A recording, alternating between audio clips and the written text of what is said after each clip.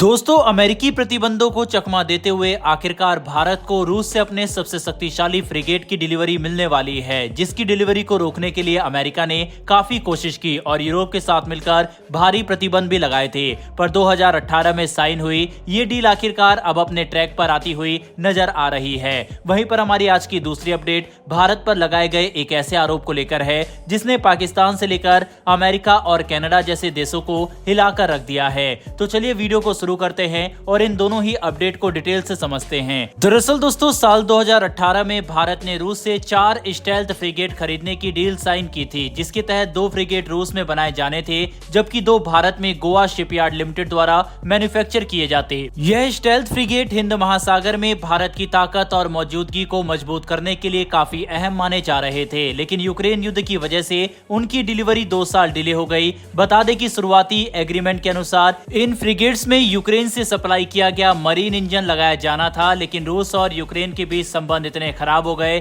कि यूक्रेन ने किसी भी तरीके का व्यापार रूस के साथ करने से साफ तौर पर इंकार कर दिया। इसके बाद ही चुनौतियों का सिलसिला शुरू हुआ। दरअसल यूक्रेन युद्ध की वजह से अमेरिका और पश्चिमी देशों ने साथ मिलकर रूस पर भारी प्रतिबंध लगा दिए, जिससे रूस के लिए अपने डिफेंस इंडस्ट्री को सपोर्ट करना तो मुश्किल बन ही गया, साथ ही भारत का रूस को इन हथियारों के लिए पेमेंट करना भी बड़ा सरदर्द बनकर सामने आया। इस चुनौती से निपटने के लिए भारत ने अमेरिकी प्रतिबंधों को चकमा दिया और रूस को डिफेंस डील के लिए सभी पेमेंट या तो भारतीय रुपए में करनी शुरू कर दी या फिर दूसरी कई मुद्राओं की एक मिक्सचर का इस्तेमाल किया, जहां एक तरफ भारत डिफेंस डील के लिए अधिकतर पेमेंट लोकल करेंसी यानी भारतीय रुपए में कर रहा है, तो वहीं दूसरी तरफ क्रूड ऑयल के लिए ज्यादातर पेमेंट दिरहम में सेटलमेंट की जा रही है, जिसकी वजह से आखिरकार 2 साल के इंतजार के बाद अब भारत को रूस से इन 4 में से 2 फ्रिगेट की डिलीवरी मिल जाएगी, जिसके तहत पहला फ्रिगेट इस साल सितंबर में तो दूसरा 2025 के शुरुआत में मिल सकता है।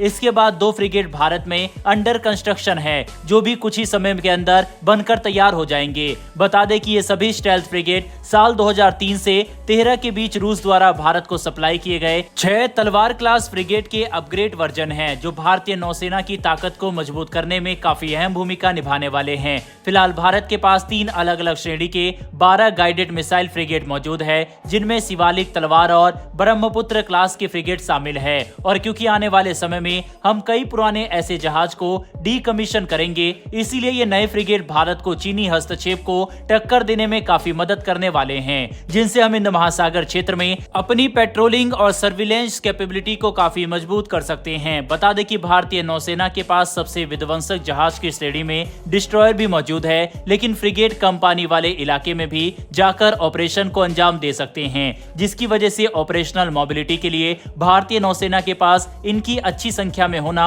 जरूरी है। ऐसे में इस न्यूज से ये बात तो साफ हो चुकी है कि अमेरिका की तमाम कोशिशों के बावजूद भारत रूस के साथ अपने डिफेंस और एनर्जी रिलेशन को कमजोर नहीं करने वाला। साथ ही अमेरिका द्वारा रूस पर लगाए गए प्रतिबंध भी अब बेकार होते नजर आ रहे हैं। बहरहाल बढ़ते हमारी दूसरी अपडेट की तरफ। तो दोस्तों, ये अपडेट काफी इंटरेस्टिंग है, क्योंकि एक British daily newspaper the guardian में छपे आर्टिकल में भारत पर आरोप लगाया गया कि हमने पुलवामा हमले के बाद से भारत के दुश्मनों को खत्म करने के लिए उनकी खुफिया हत्या करने की नीति अपनाई है, जिसके तहत अभी तक 20 ऐसी हत्याएं कराई जा चुकी है और इसके पीछे भारत की खुफिया एजेंसी रॉ का हाथ है। इस आर्टिकल के पीछे द गार्डियन ने एक सीक्रेट कन्वर्सेशन का हवाला दिया, जबकि द गार्डियन की तरफ से भारत पर लगाए गए इस एलिगेशन का जवाब देते हुए विदेश मंत्रालय ने इसे सिरे से खारिज करते हुए कहा कि यह आरोप न सिर्फ गलत है बल्कि दुर्भाग्यपूर्ण है। विदेश मंत्रालय ने इस बात को साफ कर दिया कि खुफिया हत्याएं करना ना कभी भारत की नीति रही है और ना आगे रहेगी, क्योंकि भारत इस तरह की पॉलिसी कभी नहीं अपनाता। दरअसल हाल फिलहाल में पाकिस्तान, कनाडा और अमेरिका के अंदर भारत विरोधी लोगों की हत्या हुई, जिनमें अननोन गनमैन का नाम काफी प्रचलित हुआ। अमेरिका, पाकिस्तान और कनाडा इन सभी ने भारत के खिलाफ बयान दिए और जांच करने की बात कही, लेकिन अभी तक इनमें से कोई भी देश एक भी ऐसा सबूत नहीं ला सका जिससे ये भारत पर लगा रहे एलिगेशन साबित कर सके।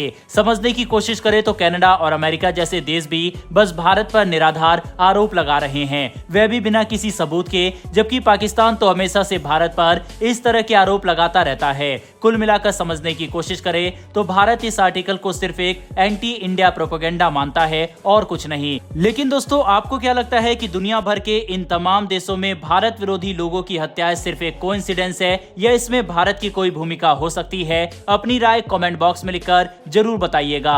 साथ ही हमारी आने वाली डेली डिफेंस और वर्ल्ड अफेयर से जुड़ी ऐसी वीडियो के लिए चैनल को सब्सक्राइब कर बेल नोटिफिकेशन को जरूर दबा लें। फिर मिलेंगे ऐसी एक नई वीडियो के साथ। धन्यवाद। जय हिंद।